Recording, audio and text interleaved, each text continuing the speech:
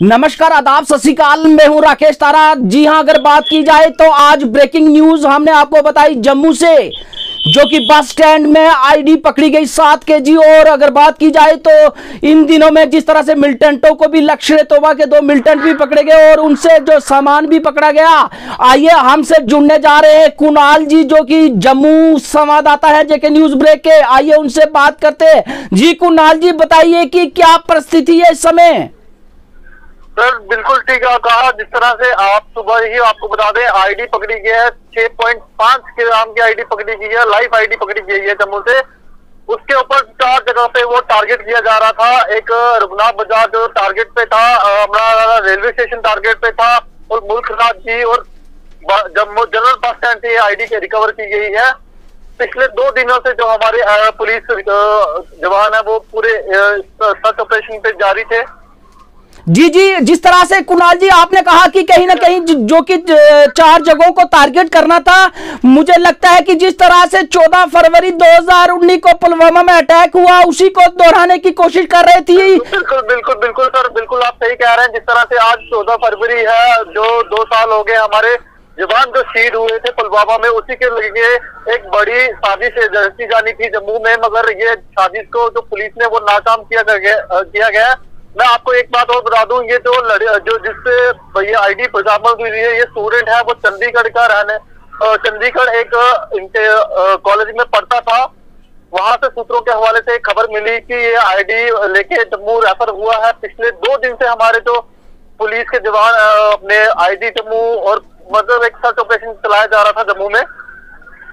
जी जी कुणाल जी, जिस तरह से आपने कहा कि एक स्टूडेंट जो है इस वारदात को अंजाम देने की कोशिश कर रहा था, तो कहीं ना कहीं अगर बात करें तो जिस तरह से लश्कर तौबा के 2 मिलिटेंट पकड़े गए, ये लोग जो है इन नौजवानों को उकसाकर कहीं ना कहीं इस्तेमाल करना चाहते थे।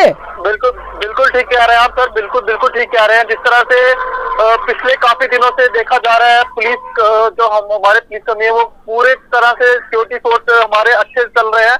सिक्योरिटी बिल्कुल टाइट कर दी है जम्मू में। मैं आपको बता दूं, जिस तरह से श्रीनगर में जो ये जो मिलिटेंट को मारे जा रहे हैं, क्या यही लगता है कि जम्मू में अब ये क्या बोलते हैं अपने तगाद वो बढ़ गई है कि जम्मू को भी अब टारगेट किया जाता है। जिस तरह से 370 हटा, ठीक है, और भी बड़ी चीजें हैं। मैं आपको बता दूं, इस तरह को लेके आज डीजीपी जो दिलबाग सिंह ने प्रेस कॉन्फ्रेंस में ब्रीफ कर दिया गया है।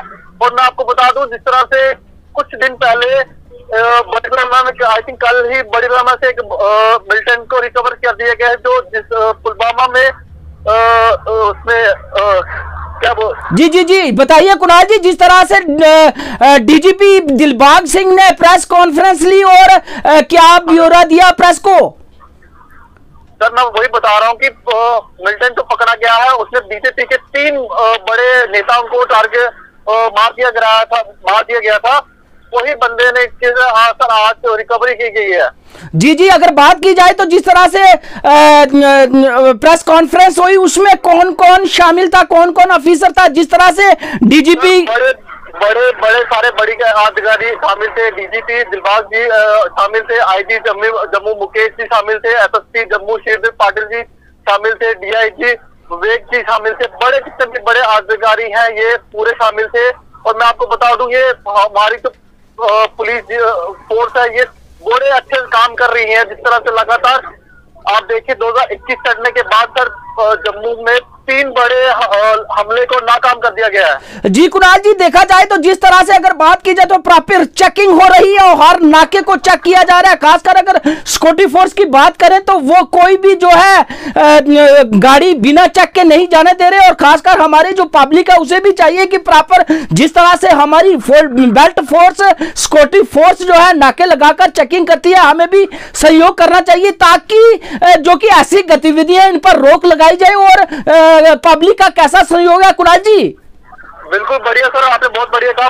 पब्लिक का पूरा कॉपरेट करी जा रहा है। हमारे सिक्योरिटी फोर्स छत्ते पे नजर रखी जा रही है। हमारे जो जवान है वो हर जगह नाके पे चेकिंग कर रहे हैं, आने जाने वाहनों पे चेकिंग कंटिन्यू जारी है, चप्पे पे नजर रखी जा रही है। मैं आपको बता दूं, जो आज आईडी बरामद हुई है साथ में, ये बहुत बड़ा हमला हो सकता था सर। आज के दिन पुलवामा का जो अटैक हुआ था आज के दिन, उसी को लेके एक आईडी ब्लॉक का बहुत बड़ा एक मतलब हमारे जम्मू और कश्मीर को बहुत बड़ी एक सफलता मिली है जम्मू में। जी कुणाल जी, अगर बात करें तो जिस तरह से 14 फरवरी 2019 में पुलवामा में हुआ अटैक और आज पूरा देश जो है श्रद्धांजलि दे रहा है उन वीर जवानों को, और कहीं ना कहीं इन आतंकियों की सोच थी कि पूरा देश इस गम में डूबा होगा और हम कोई बड़ी गतिविधि करेंगे, लेकिन वो नहीं जानते कि हमारी भारतीय सेना जो है हमेशा सतर्क और इन गतिविधियों पर रोक लगाने में अव्वल नंबर। खास करें तो ऐसी अगर वो गतिविधि करेंगे तो वो सोचते हैं क्या कि हमारी स्कॉटी फोर्स से बच जाएंगे, लेकिन हमारी स्कॉटी फोर्स से बचना मुश्किल। खासकर कुणाल जी, जिस तरह से आपने ग्राउंड रिपोर्ट दी और हमने अपने व्यूअर्स और दर्शकों तक पहुंचाई, और हम ये अपील करना चाहते हैं अपने जम्मू कश्मीर पूरे देशवासियों से करना चाहते हैं कि हमेशा जो है अपनी स्कॉटी फोर्स का तावन करें और जो भी गाइडलाइन है उसको फॉलो करें, ताकि अगर हम अपने सैनिकों का हिस्सा बनेंगे और हमारे सैनिकों का मनोबल बढ़ेगा और ऐसी गतिविधियों पर रोक लगेगी। और इनके सीनियर लीडर्स को कॉम्प्लीमेंट करते हुए बाकी 2 इम्पोर्टेंट ऑपरेशन की जानकारी आपको देना चाहता हूं। आपको याद होगा कि पाकिस्तान स्पॉन्सर्ड जो टेररिज्म है उसको वो नए नए चेहरे प्रदान करने की कोशिश में हमेशा रहते थे, और पिछले कुछ अरसे में 1-2 ग्रुप ऐसे नए फ्लोट किए गए जिनके जरिए से जैश-ए मोहम्मद जो कि पाकिस्तान का टेररिस्ट आउटफिट है, लश्कर तौयबा जो कि पाकिस्तान का टेररिस्ट आउटफिट है, वहां की सरजमीन से काम करता है, उस आउटफिट को लोकल कश्मीरी नाम देने के लिए इनकी की हुई आतंकी कार्रवाइयों को, दहशतवादी की कार्रवाइयों को लोकल नाम देने के लिए जहां पर नए आउटफिट जो है वो खड़े किए गए, उसमें टीआरएफ के नाम से एक आउटफिट आया, द रेजिस्टेंस फ्रंट, जो लश्कर तौबा का एक फ्रंट है, लोकल नाम है। जितनी कार्रवाइयां लश्कर तौबा पिछले अरसे से कर रहा है वो वो टीआरएफ के नाम पे जहां पर वो की जाती थी। उसके अलावा जैश-ए मोहम्मद जो दूसरा ड्रेडेड टेररिस्ट आउटफिट है पाकिस्तान का, उन्होंने नए नए जहां पर ग्रुप खड़े करने की कोशिश की, जिसमें एक ग्रुप हाल ही में अगस्त 20 से एक्टिव हुआ लश्कर मुस्तफा के नाम से।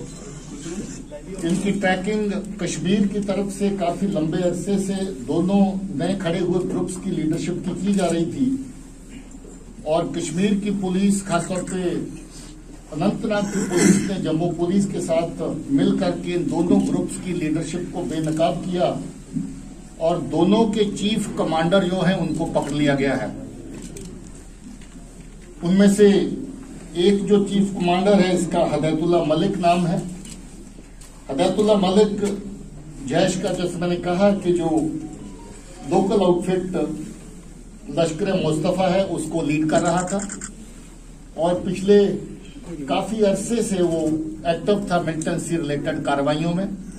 काफी लंबा अरसा ओजीडब्ल्यू का काम करता रहा, और उसके बाद एक्टिव मिलिटेंट बन के जैश के साथ, जैश के डायरेक्शन के ऊपर उसने नया एक आउटफिट तैयार किया।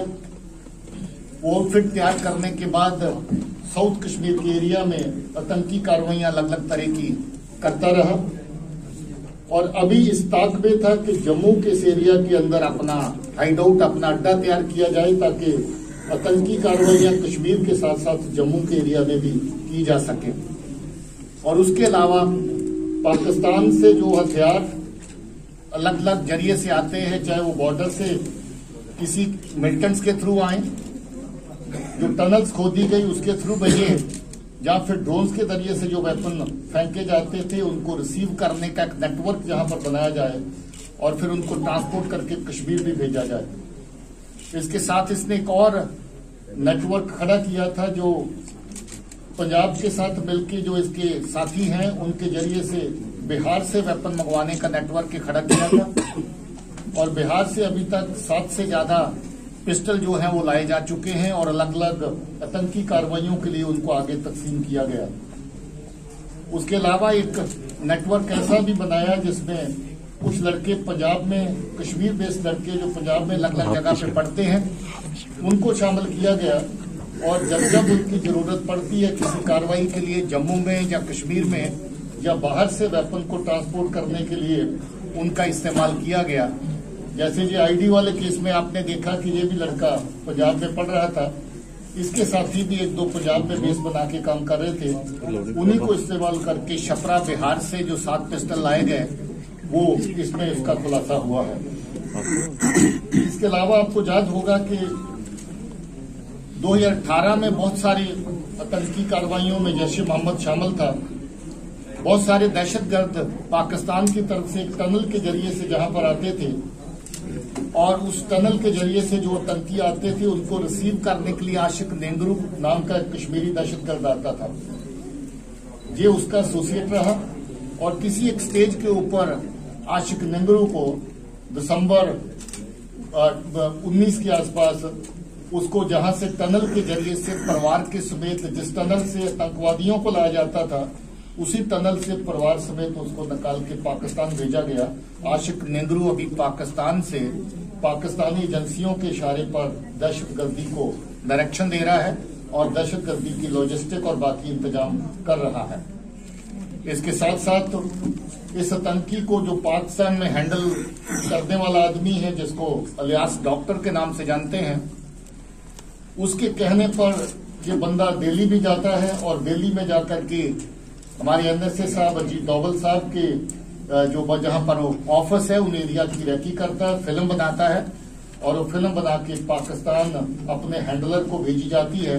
जिसका मतलब ये हुआ कि ये जम्मू कश्मीर के साथ साथ दिल्ली के अंदर भी अपने टारगेट जिनको ये निशाने पे लाना चाहते थे, खासतौर पे जैश ए मोहम्मद जिनको निशाने पे लाना चाहती थी, उनकी रैकी इनके जरिए से करवा रही थी और उस रैकी के बाद वहां पर भी इस तरह की दहशतगर्दी की कार्रवाइयां प्लान करने का मंसूबा पाकिस्तान की एजेंसी ने, खासतौर पे जैश ए मोहम्मद ने बना रखा था। तो ये बहुत बड़ी कामयाबी है जिसके चलते ये जो हदायतुल्लाह के पकड़े जाने के बाद इन चीजों का खुलासा हुआ।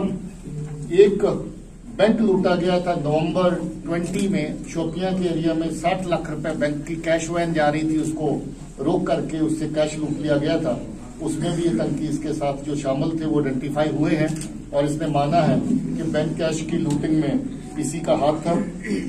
इसकी निशानदेही पर अभी तक इसके 4 एसोसिएट पकड़े गए हैं।